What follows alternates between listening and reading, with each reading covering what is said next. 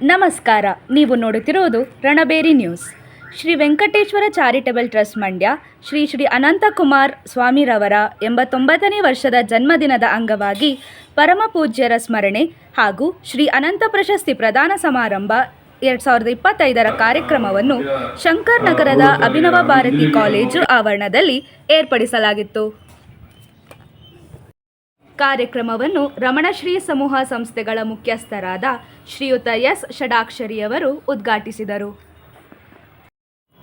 ಪದ್ಮಶ್ರೀ ಪ್ರಶಸ್ತಿ ಪುರಸ್ಕೃತರು ಹಾಗೂ ಕನ್ನಡದ 100ಕ್ಕೂ ಹೆಚ್ಚು ಚಿತ್ರಗಳಲ್ಲಿ ಸಾಹಸ ನಿರ್ದೇಶಕರಾಗಿ ಕಾರ್ಯನಿರ್ವಹಿಸಿರುವ ಡಾಕ್ಟರ್ ಹಾಸನ್ ರಘುರವರಿಗೆ ಶ್ರೀ ಅನಂತ ಪ್ರಶಸ್ತಿ ನೀಡಿ ಸನ್ಮಾನಿಸಿ ಗೌರವಿಸಲಾಯಿತು.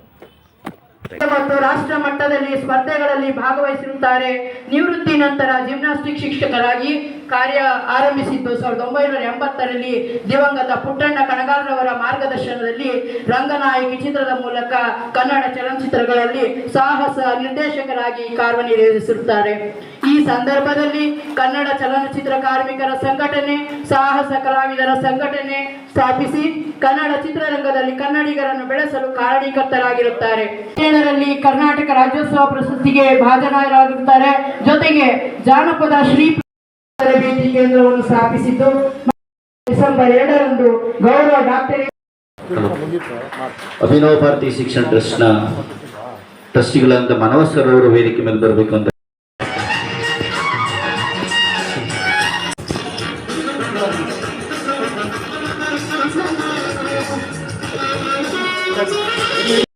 ಪ್ರಶಾಂತ್ ನರ್ಸಿಂಗ್ ಹೋಮಿನ ಮುಖ್ಯಸ್ಥರು ಹಾಗೂ ಖ್ಯಾತಿಯ ವೈದ್ಯರಾದ ಡಾಕ್ಟರ್ BS ಕಕಿಲಯ್ಯರವರಿಗೆ ಶ್ರೀ ಅನಂತ ಪ್ರಶಸ್ತಿ ನೀಡಿ ಸನ್ಮಾನಿಸಿ ಗೌರವಿಸಲಾಯಿತು.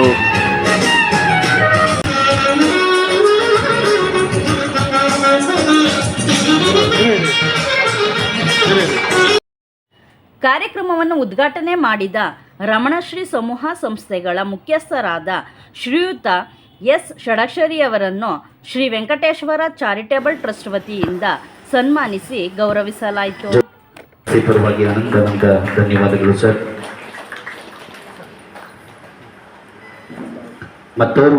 ಖ್ಯಾತ ಲೇಖಕರು ಹಾಗೂ ಮಹಾಭಾರತ ರಹಸ್ಯಗಳ ಕಾರ್ಯಕ್ರಮದ ರೂವಾರಿಯಾದ ವಿದ್ವಾನ್ ಜಗದೀಶ್ ಶರ್ಮಾ ಸಂಪರ್ ಅವರನ್ನು ಟ್ರಸ್ಟ್ ವತಿಯಿಂದ ಸನ್ಮಾನಿಸಿ ಗೌರವಿಸಲಾಯಿತು.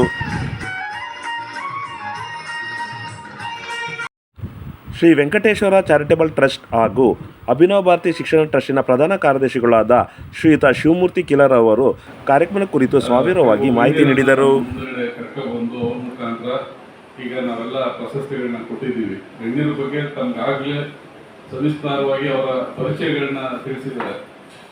ನನಗೂ ಮತ್ತೆ ರಮಣಶ್ರೀ ಸಮೂಹ ಸಂಸ್ಥೆಗಳ ಅಧ್ಯಕ್ಷರಿಗೂ ಏನು ಸಂಬಂಧ ಅಂದರೆ ಅವ್ರು ಮರ್ತಿರ್ಬೋದು.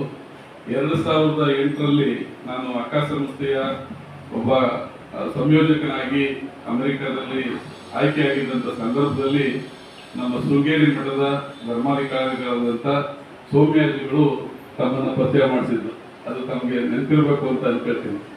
ಆ ಒಂದು ಸಂದರ್ಭದಿಂದ ಕೂಡ ಅವ್ರನ್ನ ಅಬ್ಸರ್ವ್ ಮಾಡ್ತಾನೆ ಬರ್ತಾ ಇದೆ. ಅವರ ಭಾಷಣಗಳು, ಅವರ ಹಾಸ್ಯ ಮಿಶ್ರಿತ ಇದುಗಳೆಲ್ಲನೂ ಇವ್ರನ್ನ ಯಾವುದಾದ್ರೂ ಒಂದು ಸಂದರ್ಭದಲ್ಲಿ ನಮ್ಮ ಸಂಸ್ಥೆಗೆ ಕರೆಸಿ ನಿಮ್ಗಳೆಲ್ಲರೂ ಮಾತಾಡಿಸ್ಬೇಕು, ಅವ್ರಿಗೂ ನಿಮಗೂ ಒಂದು ಇಂಟ್ರಾಕ್ಷನ್ ಮಾಡಿಸ್ಬೇಕು ಅನ್ನುವಂಥ ಉದ್ದೇಶ ಇತ್ತು. ಈ ಸಂದರ್ಭದಲ್ಲಿ ಅವರಿಗೆ ಒಂದು ಫೋನ್ ಕರೆ ಮಾಡಿದಾಗ ನಾನು ನಾಳೆ ತಿಳಿಸ್ತೀನಿ, ನೀವು ದಯವಿಟ್ಟು ನಾಳೆ ಫೋನ್ ಮಾಡಿ ಅಂತ ಹೇಳಿದ್ರು. ಅವರು ಈ ಸಂವಾದಕ್ಕೆ ಬಂದು ತಮ್ಮೆಲ್ಲರೂ ವಂದಿಸಿ ತುಂಬ ಚೆನ್ನಾಗಿ ತಮಗೆ ಹಿತವಚನಗಳನ್ನ ಹೇಳಿದ್ದಾರೆ. ಈ ಸಭೆಗೆ ಬಂದು ನಮ್ಮ ಸಂಸ್ಥೆ ಬಗ್ಗೆ ಒಂದಷ್ಟು ವಿಷಯ ತಮಗೂ ತಿಳಿದ್ರಿಂದ ತಮಗೆ ಪೂರ್ವವಾದ ನಮಸ್ಕಾರಗಳನ್ನ ತಿಳಿಸ್ಲಿಕ್ಕೆ ಇಷ್ಟಪಡ್ತೀನಿ. ಅದೇ ರೀತಿ ನಾನು ಅಂದರೆ ಸಾಯಂಕಾಲದ ಟೈಮು ಕೆಲವೊಂದು ಗ್ರಂಥ ಯಾವುದಾದ್ರೂ ಬೇರೆ ಧರ್ಮದ ಒಂದು ಆಧ್ಯಾತ್ಮಿಕವಾದ ಒಂದು ವಿಚಾರಗಳನ್ನ ಅಧ್ಯಯನ ಮಾಡುವಂಥ ಸಂದರ್ಭದಲ್ಲಿ TV ಯೂಟ್ಯೂಬಲ್ಲಿ ಮಹಾಭಾರತದ ಬಗ್ಗೆ ರಹಸ್ಯಗಳನ್ನ ಅಂದರೆ ಅವರಿಗೆ ಇವತ್ತು ಇನ್ನೊಂದು ಸ್ವಲ್ಪ ಅವಕಾಶ ಕೊಟ್ಟಿದ್ರೆ ಆ ರಹಸ್ಯಗಳು ಏನಿತ್ತು ಏನು ಅಂತ ನಾವು ಆಸೆಯ ನುಡಿಗೆ ಹಾಕಿ ನಮ್ಮ ಅನಂತಕುಮಾರ್ ಸ್ವಾಮೀಜಿಯವರ ಬಗ್ಗೆ ಮಾತಾಡಿ ಆ ಮಹಾಭಾರತದ ರಹಸ್ಯಗಳ ಕೆಲವೊಂದು ವಿಷಯಗಳು ತುಂಬ ಚೆನ್ನಾಗಿ ಹೇಳ್ತಾರೆ. ನಾವು ಇನ್ನೊಂದು ಸಂದರ್ಭದಲ್ಲಿ ಅವ್ರನ್ನ ಕರೆಸೋಕ್ಕೆ ಪ್ರಯತ್ನ ಮಾಡೋಣ ಮಾಡಿ. ತುಂಬ ಚೆನ್ನಾಗಿ ಮಾತಾಡ್ತಾರೆ. ಮಕ್ಕಳುಗಳಿಗೆ ಮತ್ತು ನಮ್ಮ ಎಲ್ಲ ಸ್ಟಾಫ್ಗೂ ಚೆನ್ನಾಗಿ ಇಂಟ್ರಾಕ್ಷನ್ ಆಗ್ಬೋದು.